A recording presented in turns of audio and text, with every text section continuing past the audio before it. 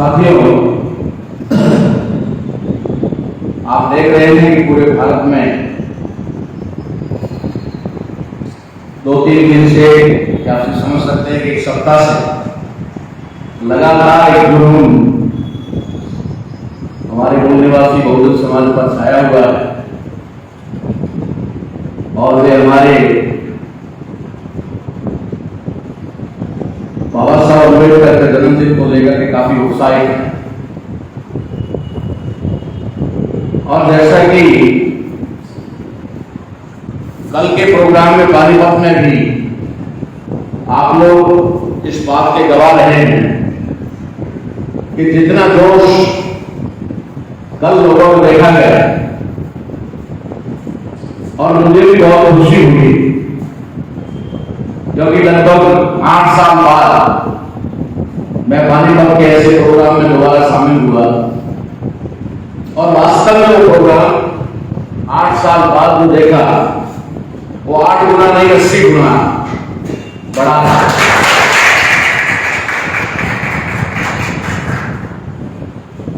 और जिस तरीके से लोगों में उत्साह देखा गया, उसी के आधार पर हम लोगों ने आज का ये प्रोग्राम को एक उद्देश्य के लिए रखा, ना कि खाली बोलने के लिए या आप लोगों को सुनाने के लिए, क्योंकि हम लोग कोई भी कार्य बिना उद्देश्य के नहीं करते। ना हम आपका समय बर्बाद करना चाहते हैं, ना हमारा अपना समय बर्बाद करना। इसलिए आज का ये वैचारिक कार्यक्रम है, ये भी एक बड़े उद्देश्य को लेकर के, लेकिन जिस तरीके से हम ये बात कह सकते हैं कि जैसा उत्साह कल लोगों में था वो आज दिखाई नहीं देगा। कुछ गंभीर लोग, कुछ वैचारिक लोग, कुछ लोग सोचना चाहते हैं, आगे कुछ करना चाहते हैं, वे लोग आज यहां पर उपस्थित हैं। नाचने वाले, गाने वाले लोग घरों में जाके आराम कर रहे हैं। उनका उद्देश्य कल पूरा हो गया, हमारा उद्देश्य कल पूरा नहीं हुआ। हमारा उद्देश्य पूरा करने के लिए हम लोगों ने आज फिर से आपको यहां बुलाया। आप लोगों में बहुत सारे लोगों को जानकारी होगी कि आज से 8 साल पहले, 9 साल पहले इसी हॉल में हम लोग प्रोग्राम किए। 2014 को 9 साल हो गए और उसके 1 साल बाद में 2015 में जहां कल के कार्यक्रम का समापन हुआ, उस कार्यक्रम को शायद वाल्मीकि मंदिर है, वो भी हमारे साथी सामने बैठे हुए। 2015 में गणतंत्र दिवस यानी 26 जनवरी को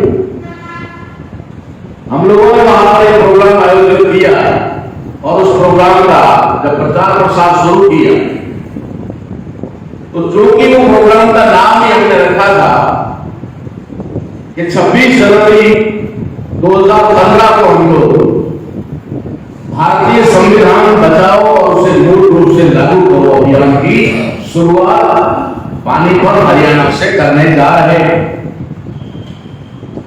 तो जिन लोगों को संविधान से, बाबा साहब अम्बेडकर से और बाबा साहब अम्बेडकर के द्वारा अंतिम रूप दिए राष्ट्रीय ध्वज से, जो हमारा नेशनल फ्लैग, उससे जिन लोगों को नफरत है और जिन लोगों ने 1848 में 26 जुलाई को जब बाबा साहब अम्बेडकर ने भारत के नेशनल फ्लैग को अंतिम रूप देते हुए उस ध्वज के अंदर से चरखे को निकाल करके उसके अंदर धम्म चक्र को स्थापित किया कि 26 जुलाई 2015 48 का दिन। इधर बाबा साहब द्वारा संविधान लिखने का काम अंतिम रूप में दौर में था और इधर उन्होंने नेशनल फ्लैग कैसे भी चरखा निकाल के धम्म चक्र को स्थापित कर दिया था। इस बात से नाराज होकर एक वर्ग विशेष और एक संगठन विशेष बाबा साहब अम्बेडकर अम्बेडकर के पुतले जलाए, नेशनल फ्लैग को पैरों तले रौंदा और भारतीय संविधान की प्रतियां जलाई। कल मुझे भी एक अजीब सा माहौल देखने को मिला कि जिन लोगों ने 1800 और 1948 के अंदर बाबा साहब अम्बेडकर के पुतले जलाए थे, संविधान को जलाया था और नेशनल फ्लैग को जिन्होंने पैरों तले रखा था, वे लोग तो बड़े धूमधाम से कल बाबा साहब अम्बेडकर का जन्मदिन मनाए।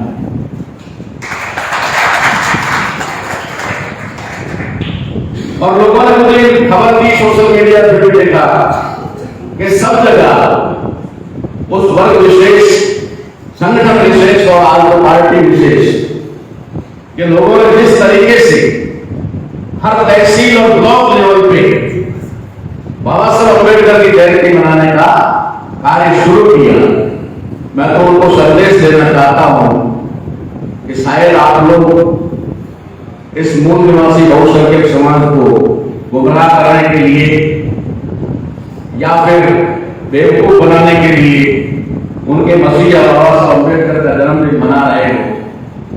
अरे ठहरो भाई, अभी तो थोड़ा और ठहरो, तुम्हें जगमार करके उसको अपनाना भी पड़ेगा, अपना बात भी करना।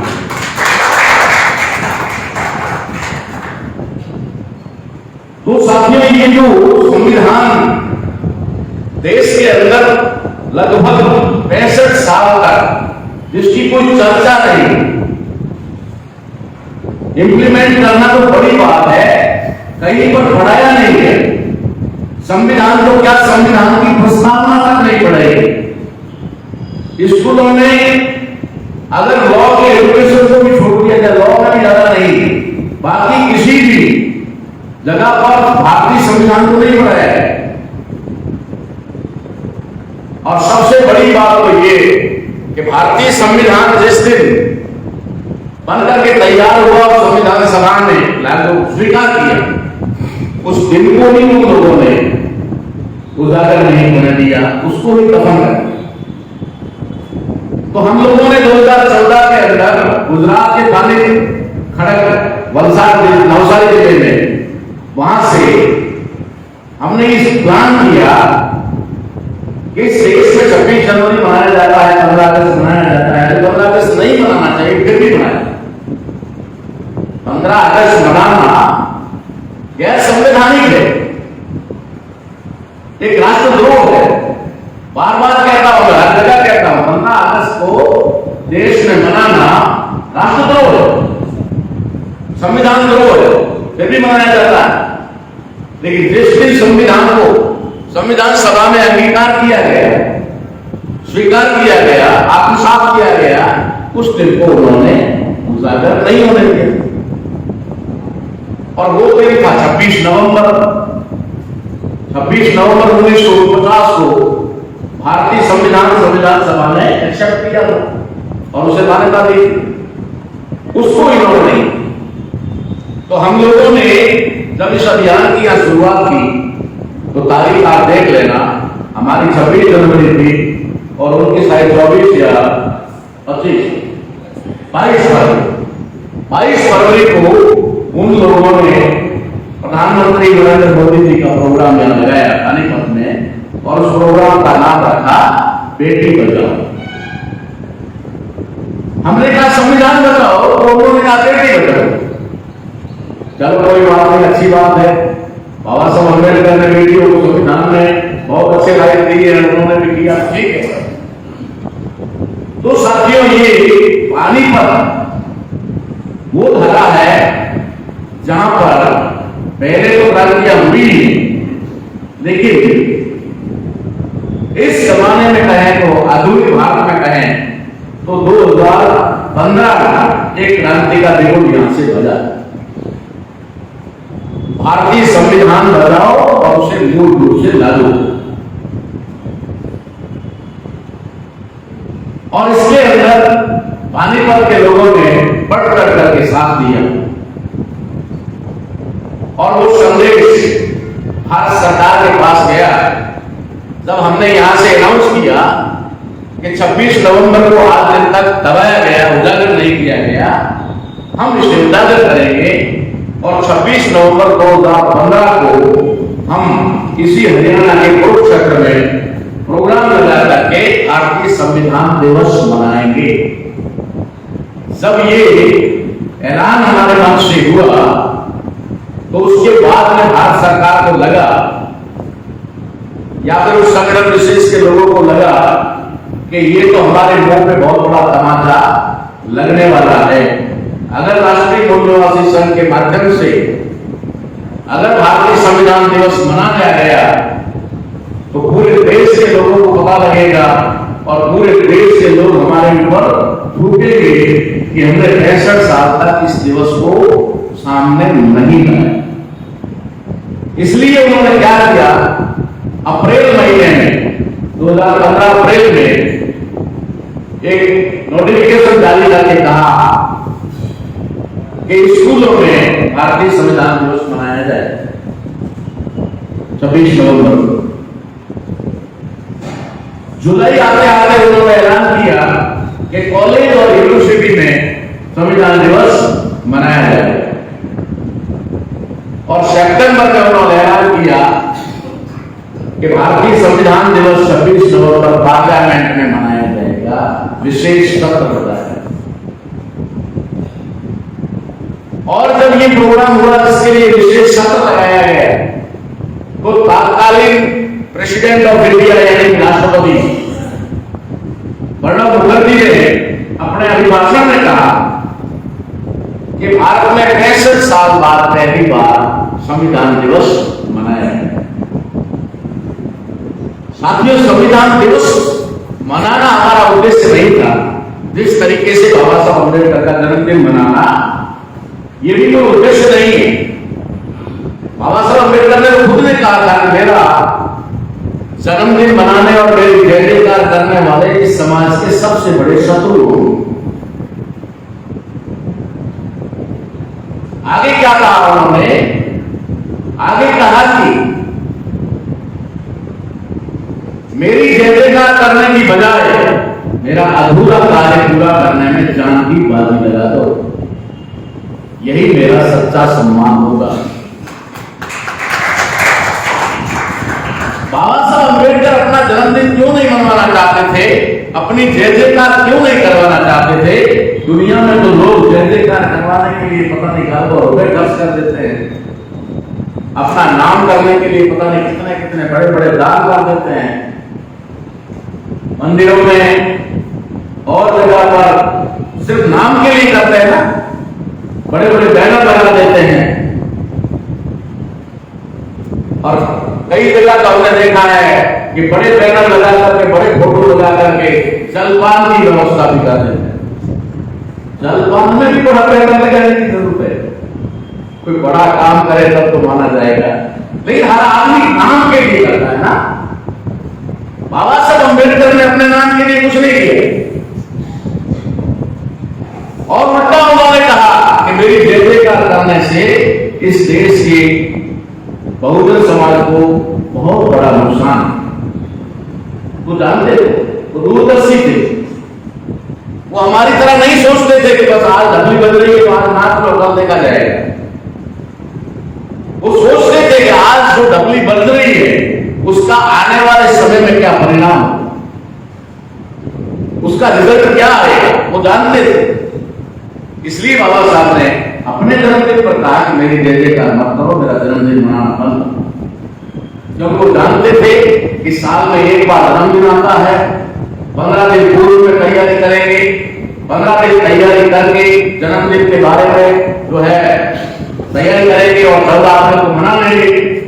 14 अप्रैल को मना लेंगे, 14 दिन को अप्रैल में ये हो जाएंगे, 14 को मनाएंगे, 15 को रेस्ट करेंगे और 16 को फिर चर्चा करेंगे।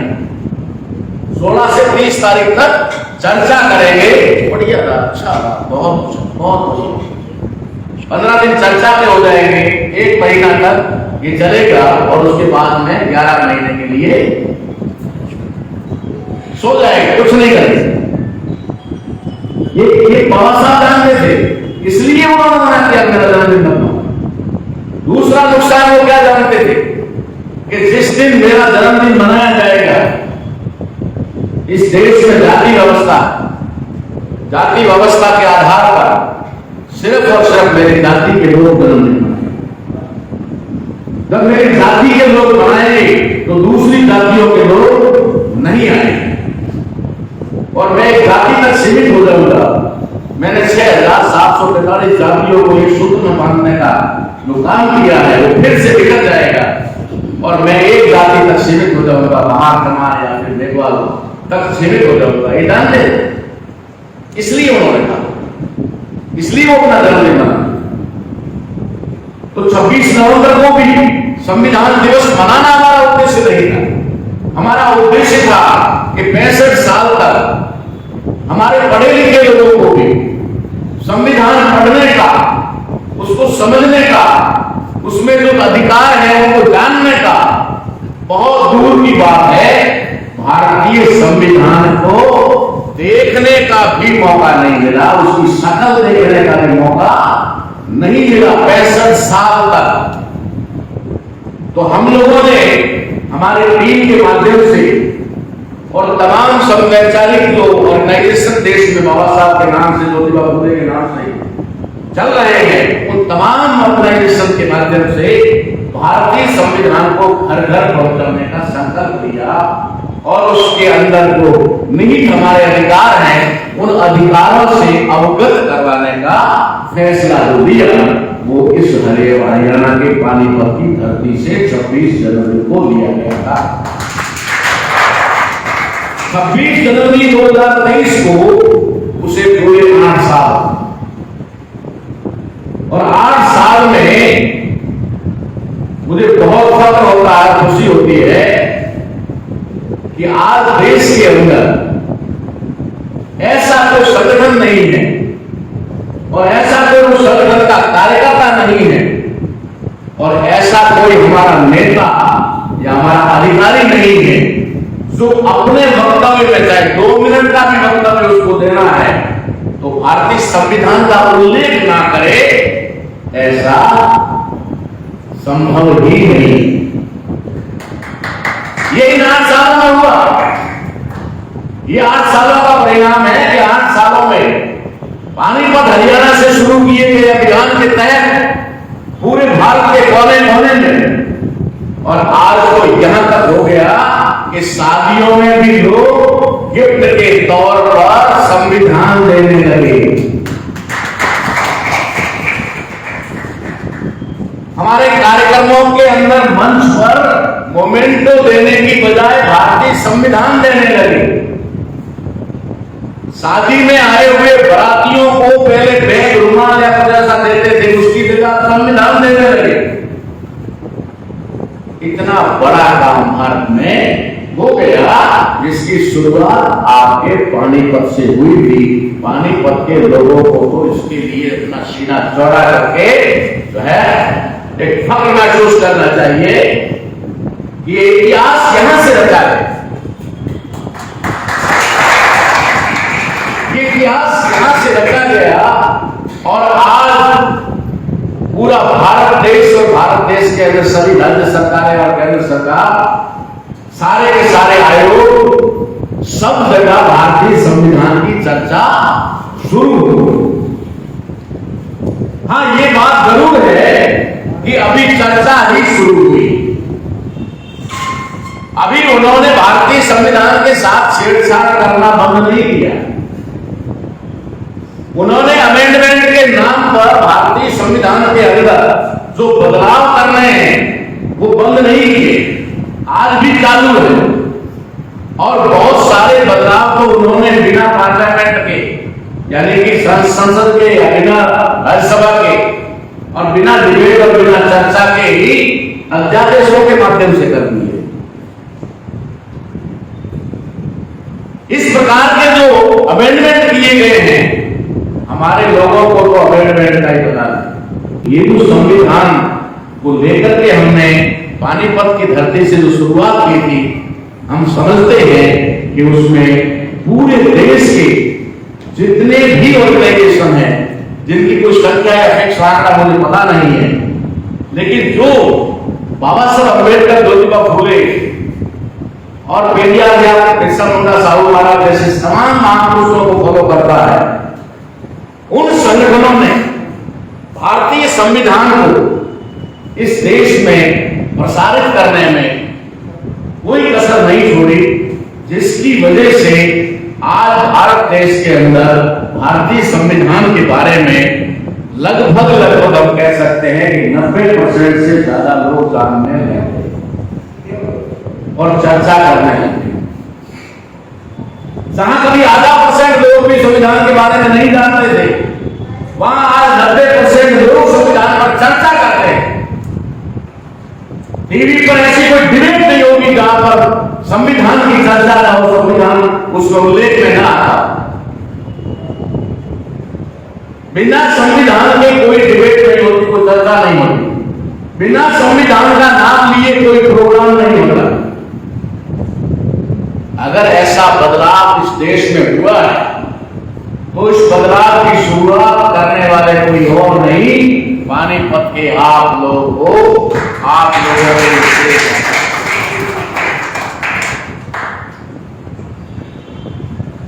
अब ये सारा काम जब इस तरीके से हुआ तो थोड़े हमारे हौसले भी बुलंद हुए।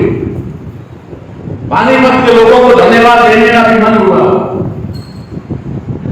और हमने डिसाइड किया कि अक्सर मैं 14 अप्रैल को अपने घर में सो जाता हूं, बहुत कम जाता हूं, जहां हमारे कोई ऑर्गेनाइजेशन का प्रोग्राम नहीं हो, मैंने कम ही जाता हूं।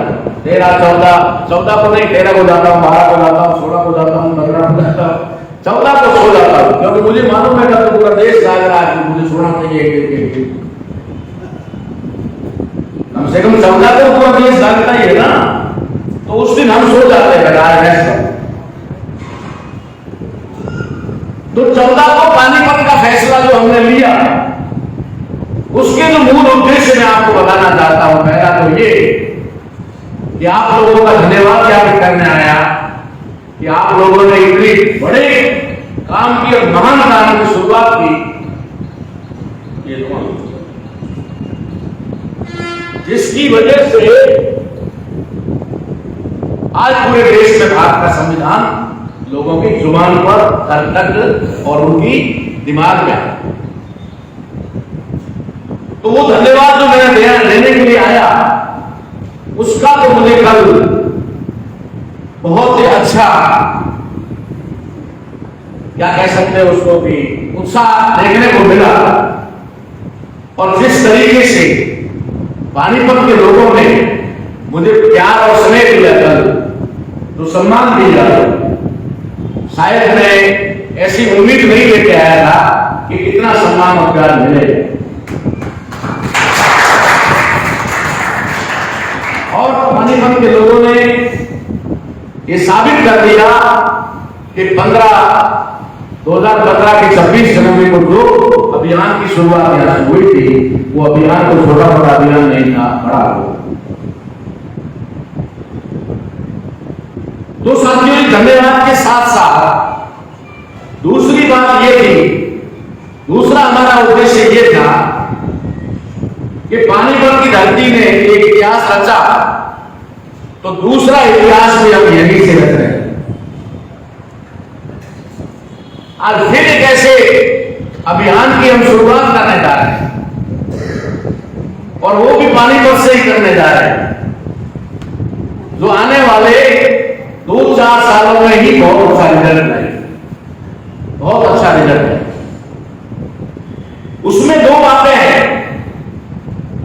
पहली बात तो यह है कि बाबा साहब अम्बेडकर ने जिस तरीके से हम लोगों को संगठित होने के लिए कहा, हम संगठित होने की बजाय और ज्यादा बिखर गए। और बिखरे भी किसका नाम से, ये है बड़ी दुख की बात तो, कि बिखरे भी संगठित होने के नाम, चले थे संगठित होने और हो गए विभाजित। कैसे हुए विभाजन?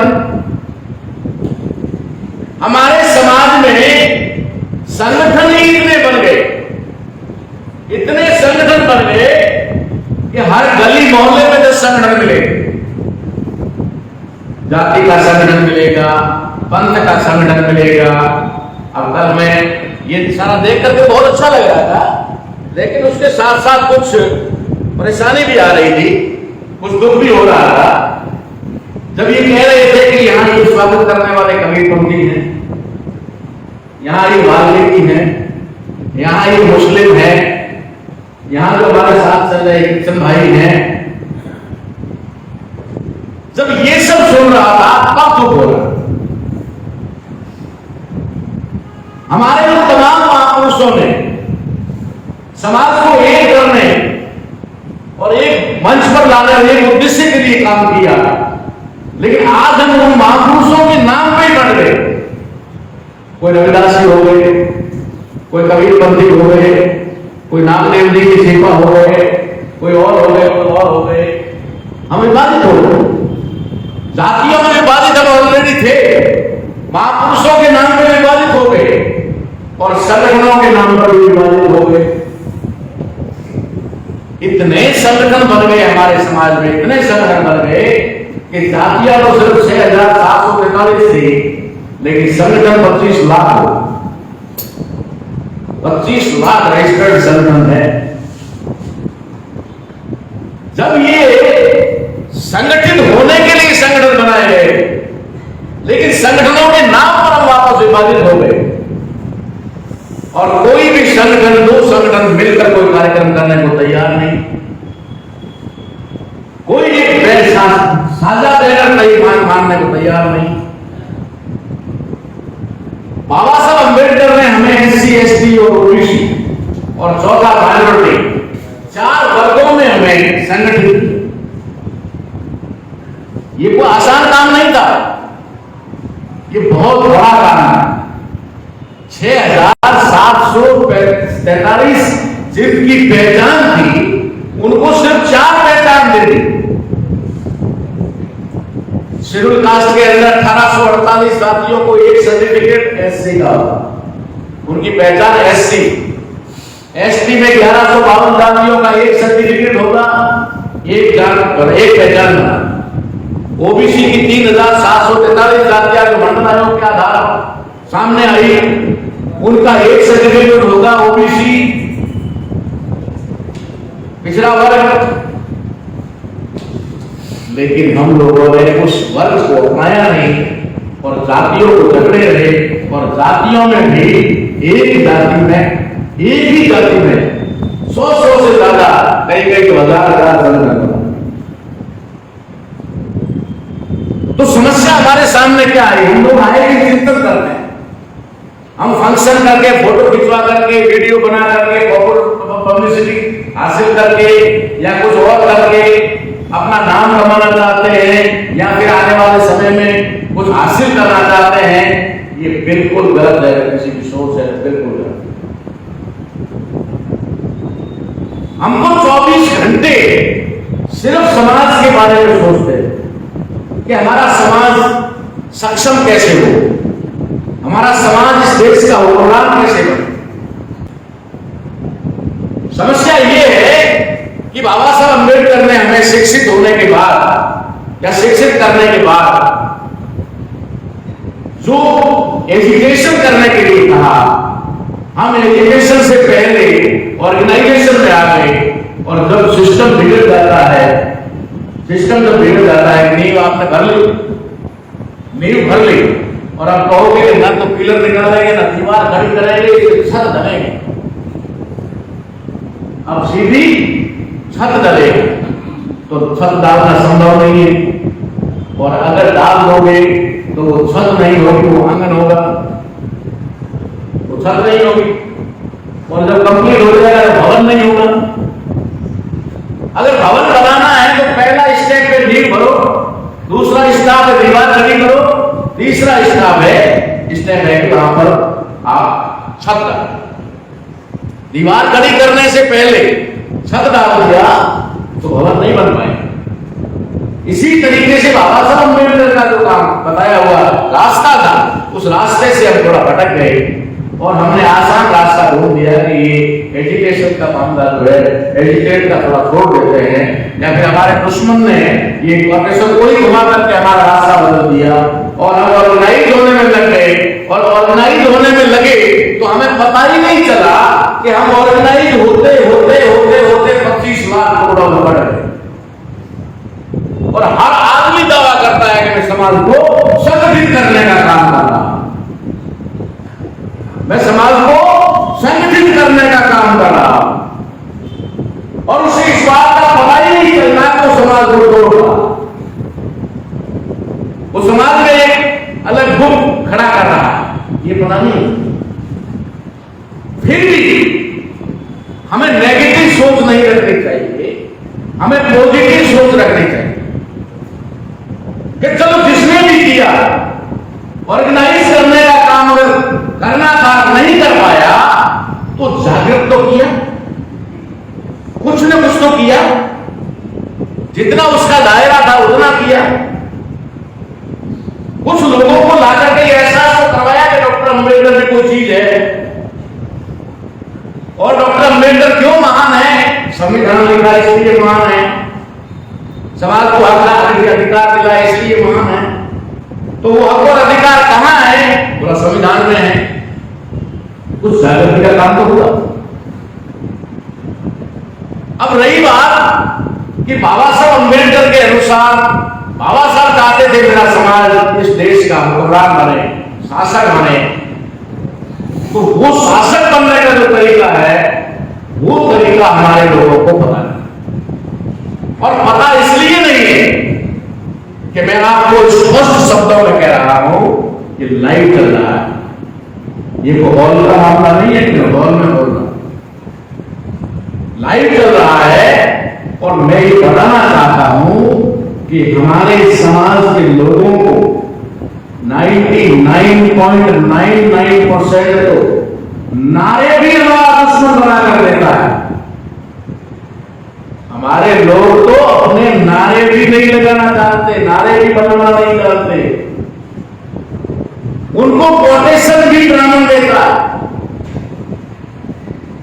उनको मंचों पर क्या बोलना है मसाला भी ब्राह्मण देता है, उनके संगठन का नाम क्या होगा वो भी ब्राह्मण ही तय करता है। और एक संगठन में 2 अक्षर लोग अगर काम कर रहे होते हैं और 5-10 लोगों की टीम बन जाती है तो उस टीम को तोड़ा कैसे जाए, तो तुरंत जाकर के कहेंगे देखो देखो किसानों को देखो, टाई लगा के फट से मन से बैठ जाता है, और बाकी वाले देखो वो बेचारे वहां बैठे, काम करने वाले काम कर रहे, दौड़ रहे। ठीक है, अरे भाई साहब आप भी बन सकते हो, क्या बात करते हो, एक साझेदारी है क्या, वो भी अपने भावना पैदा कर दी, तुम भी सक्षम हो, तुम भी बहुत कुछ कर सकते हो, तुम भी इस संगठन के अध्यक्ष बन सकते हो। अब वो बात उसको घर जाकर सुनने दीजिए, और धीरे धीरे एक दूसरे को बुलाएगा, तीसरे को बुलाएगा, बुला करके कहेगा यार आजकल सागर कुछ मनमानी करने लगा, आजकल हमारी बात सुनता ही नहीं है, अपने ही निर्णय लेता है, अपने ही फैसले लेता है, टकराव पैदा करेगा, टकराव पैदा करके एक नया संगठन निर्माण करवाएगा। ये 25,000 संगठन को हमारे लोगों की बुद्धि से नहीं बने, 25 लाख संगठन की बात कर रहा हूं ना, तो हमारे लोगों की विवेक बुद्धि से नहीं बने, ये दुश्मन ने बनाए, उनके बीच में टकराव पैदा कर करके। अरे यार तुमको इससे भी अच्छे लगता हो, लेकिन आपको 2 मिनट टाइम नहीं देते, अदो भैया हम तो आए आपको सुनने से। अब उस भले भाले मानस के मन में नफरत का बीज बढ़ जाता है और वो सोचता है कि सही बात है यार, यहाँ कुछ नहीं, अपना को मान नहीं, सम्मान नहीं, क्या लगा। ये होते हैं टुकड़े, और इसी वजह से हमारा समाज जो है वो टुकड़ों में विभाजित हो गया, संगठन। लेकिन एक बात हमारे सामने आती है कि क्या समाज संगठित नहीं हो रहा, और समाज अगर संगठित नहीं हो रहा, उसकी वजह से समाज का नुकसान हो रहा, तो क्या इसके लिए संगठन जिम्मेदार है या कोई और? अधिकांश संगठनों का काम है वेलफेयर, चैरिटी। अधिकांश संगठनों वेलफेयर और चैरिटी का काम है। उनको आंदोलन से कोई लेना देना नहीं, उनको विचारों से कोई लेना देना नहीं। वो भोजन महंगा बढ़ा देंगे, वो पीने के पानी के शरबत की व्यवस्था कर देंगे, वो कई स्कूलों में जाकर दान पुण्य लग देंगे, बच्चों को फीस भर देंगे, कुछ बच्चों को स्कूल किताबें दिला देंगे। बहुत सारे संगठन हैं जो इस प्रकार से चैरिटी और वेलफेयर का काम करते हैं। कुछ संगठन ऐसे हैं जो जगाने का काम करते हैं, लोगों में अवेयरनेस लाने का काम करते हैं, आए दिन हमारे महापुरुषों की विचारधारा को लोगों तक पहुंचाने का काम करते हैं। और कुछ संगठन ऐसे हैं जो एजुकेशन करते हैं, सड़कों पे उतरते हैं, हक और अधिकार, अत्याचार और शोषण के विरुद्ध लामबंद करके लोगों को सरकार और शासन प्रशासन से लड़ते हैं। सारे ऑर्गेनाइजेशन अलग अलग काम करते हैं। तो अगर समाज संगठित नहीं हो रहा है तो उसके लिए बहुत सारे संगठन होना भी जिम्मेदार है, लेकिन पूरी तरह से सामाजिक संगठन जिम्मेदार नहीं। सफलता प्राप्त करने के लिए सफलता कैसे मिलती है कि फॉर्मूला ये है हमारा कि अगर हम व्यवस्था को बदलना चाहते हैं, कौन सी व्यवस्था? जाति आधारित वर्ण व्यवस्था, जो हमारी मूलभूत भेदभाव की व्यवस्था, जहां हमारे लोगों को आए दिन प्रताड़ित होना पड़ता है, जहां हमारे लोगों के साथ में दूरी बनाकर रखा जाता है। इस व्यवस्था को अगर बदलना चाहते हैं तो इस व्यवस्था को बदलने के लिए एकमात्र रास्ता हमारे पास में होता है, और वो है सत्ता परिवर्तन। सत्ता परिवर्तन के बिना आप व्यवस्था परिवर्तन का तो छोड़ो, उसका एक पत्ता भी नहीं तोड़ सकते। जब तक आपके पास में पावर नहीं होगा, पावर के बिना आप उसका कुछ नहीं बिगाड़ सकते। और जिसके पास पावर होता है वो ना से ना चीज को भी हीरो बना देता है। तो ये सत्ता जो है, पावर है, इस पावर को इस्तेमाल करके ही व्यवस्था को बदला जा सकता है, और व्यवस्था को बदलने के बाद में ही हमारी समस्याओं का समाधान हो सकता है। आज आप देख रहे होंगे चारों तरफ एक हाहाकार मचा हुआ है। आए दिन कहीं कहीं मर्डर, कहीं कहीं रेप, कहीं कहीं किसी का अपहरण, कहीं पर किसी का एनकाउंटर। इस प्रकार की घटनाएं जो घटित हो रही है, ये घटनाएं जो चारों तरफ घट रही हैं, इस घटनाओं को लेकर के बहुत सारे हमारे समाज के नेता और सामाजिक और राजनीतिक लीडर भी बहुत बड़े पैमाने पे बड़े बड़े आंदोलन भी कर रहे हैं, बड़े बड़े आंदोलन कर रहे हैं। लेकिन न तो वे घटनाएं रुकने का नाम ले रही है, और न जिसके साथ घटना घटित हो गई उसको न्याय मिल रहा है। एक बड़ी बात, अगर हम इस बारे में सोचेंगे नहीं तो हम कभी भी अपने समाज को न्याय नहीं दिला सकते। सिर्फ मुर्दाबाद मुर्दाबाद जिंदाबाद जिंदाबाद 2-4 नारे लगा दो, उससे कुछ होने वाला नहीं। क्योंकि हमारे दुश्मन ने भी हमारे समाज की साइकोलॉजी को पढ़ लिया है, हमारे समाज की मानसिकता को समझ लिया है, कि जब किसी का मर्डर होगा तो ही ये लोग लाश लेकर के बैठेंगे, वरना ये कभी घरों से बाहर नहीं है।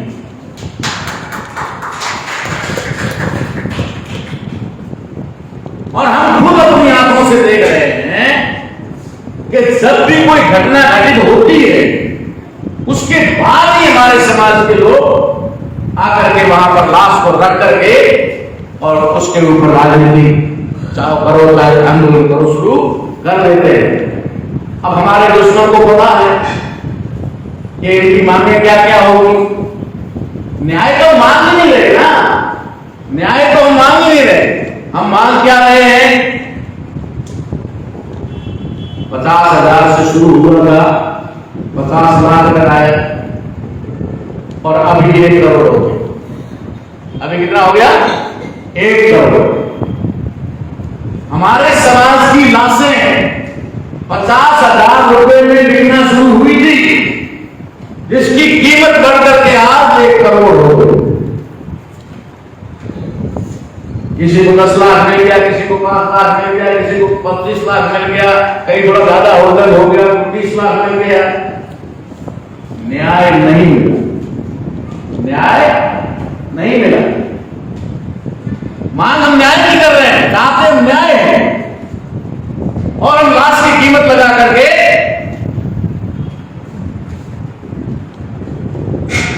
तो दुश्मन को पता है कि ये जब 25 लाख मांगते हैं तो समझना है कि 5 लाख में मान जाएंगे। जब ये 1 करोड़ मांगेंगे तो अंदाजा लगाओ कि 20-25 लाख में मान जाएंगे, तो सब जानते हैं। दूसरी मांग हमारी रहती है कि परिवार के लोगों को नौकरी दो, ठीक है। तो नौकरी में क्या होता है, आजकल नौकरी है ही नहीं, तो देंगे कहां से? ज्यादा होगा, ठीक है भाई, संविदा में दे देते हैं, ठेके पर लगा देते हैं। इस प्रकार की मांगे लेकर के जो हम खड़े होते हैं तो हमारा दुश्मन जो है वो बहुत ज्यादा खुश होता है कि बस इनकी औकात इतनी ही है, इतना करने के बाद में। अब उसमें कुछ लोग थोड़े ऐसे होते हैं जो 10-15 दिन या 5-7 दिन वहां निकलते हैं, बाकी तो 1 दिन के लिए जाते हैं और मुर्दाबाद जिंदाबाद करके वापस चले जाते हैं। क्योंकि उनका भी घर है, उनकी भी जिम्मेदारियां हैं, उनके बीवी बच्चे हैं, उनके भी माँ बाप हैं, उनको भी सारा का सारा देखना होता है। तो वो एक मरतक है मर गया, उसके भी सारे लगातार बैठ नहीं सकते। प्रशासन को पता होता है 2-3 दिन तक जुनून रहेगा, 4-5 बजे पारा गिरना शुरू हो जाएगा, धीरे धीरे संख्या कम हो जाएगी, फिर ये घर वाले खुद ही करेंगे यार अब यहाँ से हमारा पीछा छुड़ाओ। वो बेटे काटते फिरेंगे, कोई नहीं। तो जानना, उदाहरण में क्यों दे रहा हूं, इसका मतलब ये नहीं कि मैं समाज के लिए लड़ना नहीं, लेकिन लड़ने का मतलब क्या है? अगर हम लड़ करके भी न्याय हासिल न कर सकें, अगर जीत हासिल न कर सकें या अन्याय को खत्म न कर सकें तो लड़ना बेकार है ना, फिर लड़कर क्या करना? तो ये जो लड़ाई हो रही है आज, इसका एक कारण तो ये है हमें न्याय नहीं मिल रहा, दूसरों देना नहीं चाहता। दूसरा कारण बता आपको कि इन सारी घटनाओं के पीछे एक बहुत बड़ी चीज है जिसे सिर्फ हम जानते हैं, आम आदमी नहीं जान सकते। ये वही आदमी जान सकते हैं जो रात दिन इसमें लगे। अगर हमारे समाज के साथ में इस प्रकार की घटनाएं हो रही है और तथाकथित जिसको हमारे लोग सवर्ण कहते हैं, ये सवर्ण कह करके ही हमने उनके हौसले बुलंद कर रखे, हमने उनके हौसले बुलंद कर रखे हैं सवर्ण कहकर। जब हम उनको सवर्ण कहते हैं तो उनका सीना ऐसे हो जाता है और हमारी आंखें नीचे हो जाती है। मामला यहां तक ही नहीं रुकता, उसको तो सवर्ण कहते हैं, दबंग कहते हैं, ठाकुर कहते हैं, ब्राह्मण कहते हैं, बलिया कहते हैं। और अपने आप को जब कहने का मौका आता है तो अपने आप को दलित कहते हैं। जब आपने अपने आप को दलित कह दिया, दलित मान लिया, तो फिर आपका दलन होना तय है ना, आपका दलन होना तय है। दलन उन्हीं का होगा तो अपने आप को दलित मानेगा, दलित समझेगा। हमने तो कहा कि दलित, हम तो इस देश के हुक्मरान हैं भाई, हम तो इस देश के शासक हैं, हम तो इस देश के मालिक हैं, हम तो इस देश के मूल निवासी हैं। अगर सही है तो वो दलित तो वो है, दलित तो वो लोग हैं जो डिफेंस में, जो डरे हुए हैं, जो घबराए हुए हैं। अटैक कौन करता है? जो अपने आप को असुरक्षित समझता है। अटैक कौन करता है? जो अपने आप को असुरक्षित समझता है, जिसके अंदर कॉन्फिडेंस होता है और अपने आप को समझता है कि मैं कोई बहुत लाका नहीं करता, वो कोई अटैक नहीं करता। अटैक हमेशा डरा हुआ था, जो डरा हुआ होता है वो अटैक करता है। अगर संकरी गली में कुत्ता आ जाए, कमरे में आपके घर के रूम के अंदर बिल्ली घुस जाए और दरवाजा एक है, दरवाजे पे आप खड़े हो जाए और बिल्ली देखे कि निकलने का कोई रास्ता नहीं है, तो बिल्ली आपसे डरती है, आपको डर के भाग जाती है, उस समय आप अटैक करती है, क्योंकि उसने अपने आप को असुरक्षित महसूस कर दिया, इसलिए वो हमला करता। जानवर भी हमला तभी करता है जब वो असुरक्षित महसूस करता है। इसका मतलब है कि ये जो तथाकथित, जिनको सवर्ण कहा जाता है, ये जो लोग हैं, ये सब हमला करते हैं, तो समझ लीजिए कि वो अपने आप को असुरक्षित समझ रहे हैं। अब बात समझने की यहां ये है कि जो हमला कर रहे हैं उनमें एक ब्राह्मण नहीं, एक भी ब्राह्मण नहीं है आपके हमारे एरिया में। तो ठीक है, यूपी बिहार में कहीं होगा रहता है, क्योंकि वहां पर दूसरे लोग जागृत हो गए, वहां दूसरे लोग जागृत हो गए, इसलिए वो आपस में एक दूसरे पर हमला करते नहीं, इसलिए डायरेक्ट ब्राह्मणों को सामने आना पड़ा। लेकिन हमारे यहाँ ब्राह्मण डायरेक्ट हमला नहीं, हमारे यहाँ हमला कौन करता है? तथाकथित क्षत्रिय, राजपूत। देखिए ये करता है। ये क्यों करता है? क्योंकि इसके अंदर डर पैदा किया है, इन लोगों के अंदर एक डर पैदा किया है। क्या डर पैदा किया? अगर ये जिस तरीके से ये दलित पलित अछूत जिस तरीके से उभर करके सामने आ रहे हैं, जिस तरीके से ये बोल रहे हैं, जिस तरीके से ऊंचे पदों पर जा रहे हैं, जिस प्रकार से ये मंत्री संतरी बन रहे हैं, अगर इसी तरीके से इनकी प्रोग्रेस होती रही तो एक दिन ये लोग तुम्हें घुटनों के नीचे रखेंगे, ये लोग तुमसे बेगार करवाएंगे, ये नाली साफ करने वाले लोग तुमसे नाली साफ करवाएंगे, ये यहां तक कि तुम्हारी बहन बेटियों को दे जाएंगे। ये डर पैदा कर दिया किसने किया? जो असल में डरा हुआ है, जो असल में डरा हुआ है ब्राह्मण, उसने इन क्षत्रियों के अंदर, तथाकथित राजपूतों के अंदर डर पैदा किया हुआ है कि अगर इनको दबाकर नहीं रखा तो ये तुम्हें दबा। सबकी हमारा SC ST OBC माइनॉरिटी वर्ग, कोई भी वर्ग किसी को नहीं दबाना, उसके ब्लड में ही नहीं है किसी का शोषण करना। हमारा जो किसान का मेरा वर्ग है, कमाकर खाने वाला, मेहनत करके खाने वाला, जिसको संवैधानिक रूप से SC ST OBC और माइनॉरिटी कहा जाता है, जिसको ज्योतिबा फुले के समय में शुद्ध अति शुद्ध कहा जाता है, जिनको बाबा साहब अम्बेडकर ने अगर बैकवर्ड क्लास कहा और अनटचेबल कहा, अछूत कहा, डिप्रेस क्लास कहा, इस वर्ग ने आज दिन तक किसी के साथ शोषण नहीं किया। और उसका सबसे बड़ा उदाहरण ही बाबा साहब अम्बेडकर, सबसे बड़ा उदाहरण ही बाबा साहब अम्बेडकर है। बाबा साहब अम्बेडकर को जो मौका मिला, अगर वो चाहते तो दुश्मनों को जमीन के नीचे दफन कर सकते। अगर उनके अंदर बदले की भावना नहीं होती, अगर उन्होंने ये सोचा होता कि मेरे समाज के साथ सदियों से मेरे हाथ में है, इन लोगों को जो है अछूत बना दो, तो बाबा साहब बना सकते थे। लेकिन बाबा साहब के अंदर जो ब्लड है, वो ब्लड इस देश के मूल निवासियों का ब्लड है, और इस देश के मूल निवासी किसी पर अत्याचार, अन्याय और शोषण कर नहीं सकते। लेकिन उनके अंदर एक डर पैदा कर दिया गया कि ये लोग, आज ओबीसी के लोगों के बीच में क्या अफवाह फैलाई जा रही है कि ये अछूत लोग, ये चमार चूड़े, ये भीड़ भंगी, ये अगर आगे आ गए तो कल तुम्हारी बहन बेटियां ले जाए,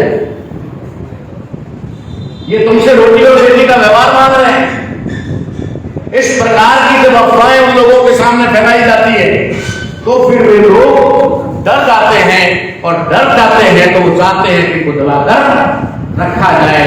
तो दबाने के लिए फिर वो इस प्रकार के हथकंडे अपनाते हैं कि कई हत्याएं कर देते हैं, कई बलात्कार कर देते हैं, और समाज को डिमोरलाइज करने की कोशिश करते हैं। हम अगर इन चीजों से छुटकारा चाहते हैं तो हमें समझना होगा कि इसकी जड़ में कौन है, हमें किसके प्रति जिंदाबाद, किसके प्रति मुर्दाबाद करना चाहिए, और किसको हमें अपने साथ लेना चाहिए। एक तरफ हम कहते रहते हैं कि अपराधी की कोई जात नहीं होती, लेकिन दूसरी तरफ हम देखते हैं कि अपराधी उसी जात के होते। अपराधी की कोई जात नहीं होती, हम खुद कहते हैं, लेकिन अपराधी एक ही जात में क्यों होते हैं? इसका मतलब है उन्हें अपराध करने के लिए कोई उत्साह, उन्हें अपराध करने के लिए कोई न कोई उनको तैयार कर रहा है, उन्हें अपराध करने के लिए उनके अंदर डर पैदा कर रहा है, और उस डर की वजह से वो अपराध करने के लिए मजबूर होता है। इस चीज को हमें समझना होगा। अगर हम नहीं समझेंगे तो मैं समझता हूं कि कई सालों से तो मैं भी देख रहा, हमारे समाज की सबसे बड़ी खासियत क्या है? जब एक मर्डर हुआ, 5 दिन से हम वहां पर बैठे हैं, धरना दे रहे हैं, मांग कर रहे हैं, लड़ रहे हैं, चीर देंगे, फाड़ देंगे, उखाड़ देंगे, वो आ रहा है, मैं आ रहा हूं, भाई आ रहा है, बाप आ रहा है, बेटा आ रहा है, पता नहीं कितने आने के लिए तैयार होता है। लेकिन जैसे ही 5वें दिन किसी और जगह कोई घटना घटित हो जाती है, या कोई और जगह रैप हो जाता है, उस घटना को छोड़ करके हम सारे के सारे वहां चले जाते हैं, वो घटना रवा दवा। इसलिए हमारा दुश्मन जानता है कि इनको एक मुद्दे से भटकाना है, दूसरा मुद्दा खड़ा करो। इनके जीवन में एक ही मुद्दा रहेगा बस, और मुद्दा आए दिन होता है, आए दिन नहीं होता है, अभी तो हर घंटे होता है, क्योंकि हमारे पास तो नॉलेज हमारे गरीब मोहल्ले का होता है, शहर का होता है। अगर पूरे देश की घटनाओं को देखें तो हर घंटे कोई कोई मर्डर हो रहा है, कोई कोई बलात्कार हो रहा है, कोई कोई शोषण हो रहा है, अत्याचार हो रहा है। ये रुक क्यों नहीं रहा, ये थम क्यों नहीं रहा? हमारे लोगों को न्याय मिल क्यों नहीं रहा? आज तो मिला नहीं। तो इसकी वजह इसकी जड़ तक हम नहीं गए। हमने डायरेक्ट 2 चीज को मान लिया। एक, जिस व्यक्ति ने अपराध किया उसकी जाति को पकड़, ठीक है, उसकी जाति को पकड़ लिया। लड़ना उस अपराधी से चाहिए, लड़ रहे उस जाति से, उस पूरी जाति से। दूसरे नंबर पे हमको लड़ना किससे है? सिस्टम से, क्योंकि इसके लिए जिम्मेदार कौन है? सिस्टम। सिस्टम का मतलब सरकार, सरकार का मतलब मुख्यमंत्री। मुख्यमंत्री सब तक न्याय की बात नहीं करते, किसी भी राज्य का मुख्यमंत्री करो। अगर पुलिस से गिरफ्तारी करवानी है तो सबसे पहले वहां का सीएम, वहां के डीजीपी को आदेश देगा, अरे भाई क्या लोग घटना का नाम देख दो। डीजीपी आईजी को फोन लगाता है या आईडीजीपी को लगाता है, और वो फिर आईजी जो एसपी को फोन लगाता है, एसपी वहां के सीओ को फोन लगाता है, और सीओ फिर कहता है कि एसपी साहब का फोन आया है और फटाफट गिरफ्तारी करो, नहीं तो मामला अलर्ट हो जाएगा। आदेश कहां से चला? सीएम से चला। सीएम जब तक नहीं बोलता है, डीजीपी चुप रहता है, किसी को आदेश नहीं देता है, क्योंकि उसको तो सरकार का मानना है। और सीएम क्यों नहीं आदेश देता? क्योंकि सीएम चारों तरफ से एक वर्ग विशेष के योजनाबद्ध तरीके से उसके सिस्टम के अधीन होता है। अगर आपको सीएम बने रहना है तो जैसा हम कहते हैं वैसा करते जाओ, और हमारे खिलाफ जाकर कुछ किया तो आपके देश से तो बहुत बैठे हैं सीएम बनने, बहुत बैठे हैं। अरे वो सीएम को डरा के रखता है, वो सीएम को डरा के रखता है, तो फिर हमारे लोगों की औकात क्या है, या जाति विशेष के लोगों की औकात क्या है? वो उनको भी डरा के रखता है। तो ये जो डर है, ये डर नफरत पैदा करता है। जब डर अंदर घुसता है तो नफरत पैदा होती है, और नफरत जो है वो अपराध को अंजाम देती है। नफरत ही अंजाम देती है अपराध। और नफरत का बीज क्या है? भय। जहां भय हुआ वहां नफरत होगी, और जहां नफरत होगी वहां अपराध होना। तो हमें उस भय को निकालना, उस भय को खत्म करना। जब तक भय सामने वाले में हो जाए, हमारे अंदर हो, अपराध हुए बिना नहीं रह सकते। एक तो बात ये। अब ये बात कब संभव है? जब सीएम हमारा हो, या फिर ब्राह्मणों के नियंत्रण से बाहर हो। सीधी भाषा में, जो ब्राह्मणों के कंट्रोल से बाहर का हो, स्वतंत्र हो, थोपा हुआ ना हो, प्रायोजिक ना हो, वही करेगा। वो करने की सत्ता हो जाती है जिससे सारे ताले खोले जाते। सत्ता वो चाबी है जिससे घुमा सकती है, जिससे सारे ताले खोले जा सकते हैं।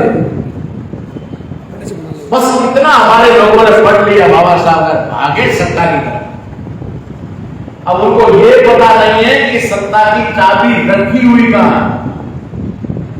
ढूंढते ढूंढते ही कुछ तो मर गए, कुछ को मिली नहीं, कुछ को मिली तो गलत मिली। सत्ता की चाबी वो मास्टर की कहां रखी हुई है, ये बाबा साहब अम्बेडकर अपनी अगली बात में कहते हैं, लेकिन हम पूरा पढ़ते नहीं। और पढ़ते हैं तो आसान वाला काम करते हैं, कठिन वाला करते नहीं। बाबा साहब अम्बेडकर ने कहा सत्ता वो चाबी है जिससे सारे ताले खुल जाते हैं। फिर बाबा साहब ने कहा वो सत्ता की चाबी समाज के बीच में है, वो समाज के पास है। इसलिए वो क्या कहते हैं कि सामाजिक क्रांति के बिना राजनीति अर्थहीन है।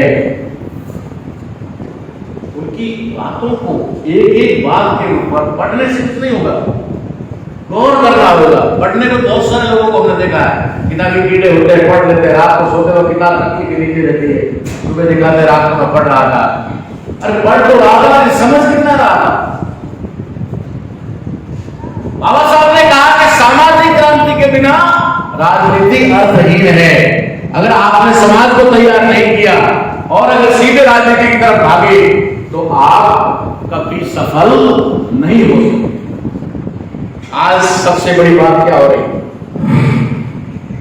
जिस व्यक्ति ने भी थोड़ा बहुत समाज का काम किया, थोड़ा बहुत समाज में उठने बैठने लायक हुआ, और अगर थोड़ा दमदार है, थोड़ा बड़ा ऑर्गेनाइजेशन है, तो फटाक से पार्टी बनाए। और पार्टी बनाने में सक्षम नहीं है तो किसी भी पार्टी में घुस गया। तो जो पार्टी में घुस गया, इसका मतलब तो है कि आप पराए घर में गए हो, तो पराए घर में तो आपको उनके नियम कानून कायदों में रहना पड़ेगा। इसलिए हमारे लोग जो कांग्रेस और बीजेपी में है, उन लोगों को औकात नहीं होती। वो एमएलए एमपी होते नाम के हैं, अपने समाज के लिए आगे लड़ नहीं सकते। उल्टा समाज के हक अधिकारों का मामला जब समाज उठाता है तो उनको ही समझौतों के लिए भेज दिया जाता है कि जाओ और समझौता कराओ, अगला टिकट लेना है तो। अगले इलेक्शन का टिकट लेना है तो। कुछ लोग स्वाभिमानी होते हैं, वो इन पार्टियों के थल्ले नहीं बनना चाहते, तो वो क्या करते हैं, अलग पार्टी बना देते हैं। हमारा विभाजन, जब हमने कहा ऑर्गेनाइज द ऑर्गेनाइजेशन, सारे संगठनों को संगठित करो, तो पता चला कि सारे संगठन तो ऑलरेडी संगठित ही है, ऑलरेडी संगठित है। यहां इस मंच में कोई भी आएगा वो बात बाबा साहब की ही करेगा। यहां आकर के कोई भागवत कथा करने वाला नहीं है। तो जितने ऑर्गेनाइजेशन बने हुए हैं, अगर वे सारे ऑर्गेनाइजेशन हमारे महापुरुषों की विचारधारा को लेकर चल रहे हैं, बाबा साहब अम्बेडकर को लेकर चल रहे हैं, उनके संविधान को लेकर चल रहे हैं, तो ऑलरेडी ऑर्गेनाइज है, उनको कोई एक जगह मिश्रण होने की जरूरत नहीं है। अब ऑर्गेनाइज होने की आवश्यकता किसको है और कौन ऑर्गेनाइज नहीं है जिसकी वजह से हमारा नुकसान हुआ, ये संदेश आज मैं आपके यहां कानून पर से देना चाहता हूं और ये संदेश देने ही आया। आज एक बहुत बड़े बदलाव की तरफ मैं समाज को बोलना चाहता हूं, इसलिए मैंने इस जगह को चुना। मैंने ये तय नहीं किया कि कितने लोग होने चाहिए, मैंने ये नहीं कहा कि वहां पर तो पब्लिक प्रोग्राम होना चाहिए, बड़े ग्राउंड में होना चाहिए, क्योंकि इस हॉल में 1000 लोग हो सकते हैं, 500 लोग हो सकते हैं, 2000 हो सकते हैं, लेकिन इससे कई गुना इस हॉल में है। ये तो हॉल आपके सामने चल रहा है, इस हॉल में लाखों है, अनगिनत है, पता नहीं कितने हैं। इसलिए ये संदेश यहां से देने के लिए आया हूं कि अगर हमारे समाज को अपने राइट्स लेने हैं, अर्थात जो अभियान हमने 26 जनवरी 2015 को पानीपत से शुरू किया था कि भारतीय संविधान बचाओ और मूल रूप से लागू करो, अगर इसको मूल रूप से इंप्लीमेंट करना है, मूल रूप से लागू करवाना है, तो एक मात्र तरीका है और वो तरीका है हमारे जितने भी SC, ST, OBC और माइनॉरिटी के जितने भी राजनीतिक दल है, उन राजनीतिक दलों को एक जगह आना पड़ेगा। आज हमारा सबसे बड़ा नुकसान हमारे सामाजिक संगठनों की वजह से नहीं है। सामाजिक संगठन तो लोगों को जगाने का काम करते हैं, कहीं न कहीं एक भावना में लाने का काम करते हैं, भले अलग अलग टुकड़ों में कर रहे हो, लेकिन सत्ता और पावर जो है, वो सत्ता और पावर को हासिल करने के लिए वोट की आवश्यकता होती है, वोट की आवश्यकता होती है। और वो वोट जो है वो जब तक सही जगह नहीं जाएगा या संगठित रूप से नहीं जाएगा, हमारी समस्याओं का समाधान संभव नहीं।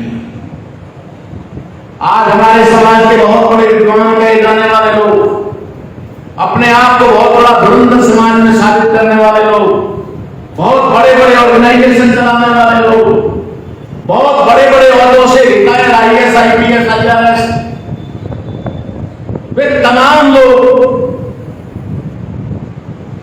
सिर्फ और सिर्फ राजनीतिक पार्टियां रजिस्टर्ड करवाने की लाइन में, राजनीतिक पार्टियां रजिस्टर्ड करवाने के लिए चुनाव आयोग के गलियारों में ब्राह्मणों में चक्कर लगा रहे और बाहर आके पार्टी का अनाउंस करते हैं कि हमने राजनीतिक पार्टी बनाई है और आपसे उम्मीद करते हैं कि आप हमें वोट करें। वोटों की संख्या तो हमारी फिक्स है, इसमें कोई डाउट नहीं। अब वोटों की संख्या जो फिक्स है, उसके आधार पर कुछ लोग बीजेपी और कांग्रेस के जाल में फंसे हुए हैं। अब जो उनके जाल से बाहर हैं, वे लोग उन राजनीतिक पार्टियों की जो हमारे लोगों ने रजिस्टर करवाई हुई है, उनके खेमों में बने हुए हैं। इसलिए परिणाम क्या आ रहा है, पिछले 10-15 साल से हम देख रहे हैं कि हमारे लोगों ने जो राजनीतिक पार्टियां बनाई, जो राजनीतिक पार्टियां बनाने की होड़ हुई है,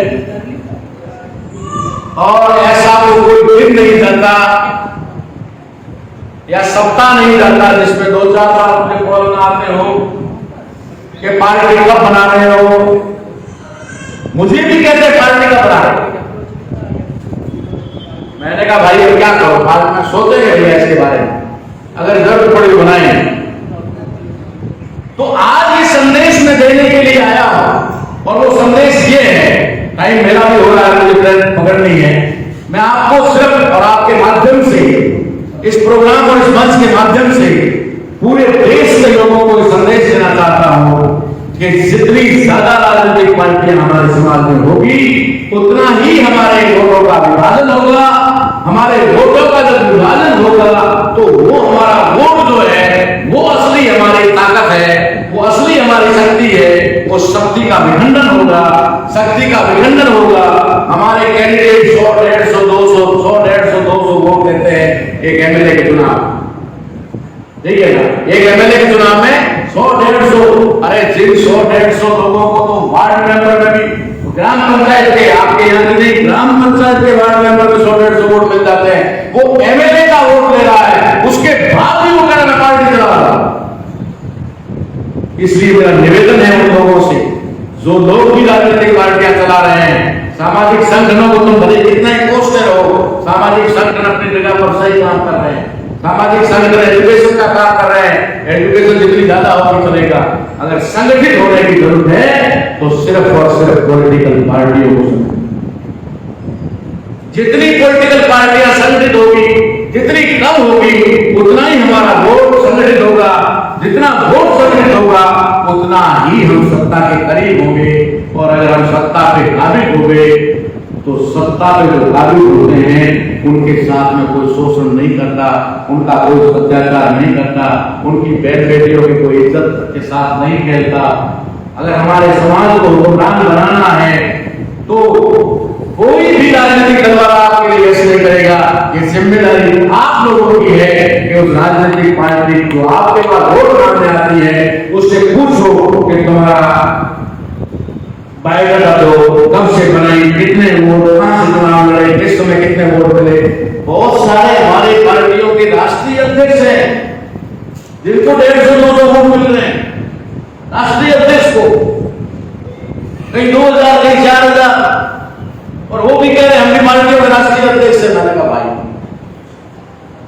इसलिए आप लोगों के माध्यम से मैं देश को संदेश देना चाहता हूं कि हरियाणा की धरती से कि अब जल्दी से जल्दी हमें पॉलिटिकल रूप से ऑर्गेनाइज होना चाहिए, राजनीतिक रूप से संगठित होना चाहिए। राजनीतिक रूप से संगठित हुए तो हम सत्ता में पहुंचेंगे, सत्ता में पहुंचेंगे तो समाज को कोई कुचलने वाला नहीं है। इसी संदेश के साथ मैं अपनी वाणी को विराम देता हूं। मैं उम्मीद करता हूं कि आप जो ऐलान किया है, ये ऐलान भी आने वाले 2 साल में बड़े अच्छे तरीके से होगा। धन्यवाद आपका बहुत बहुत।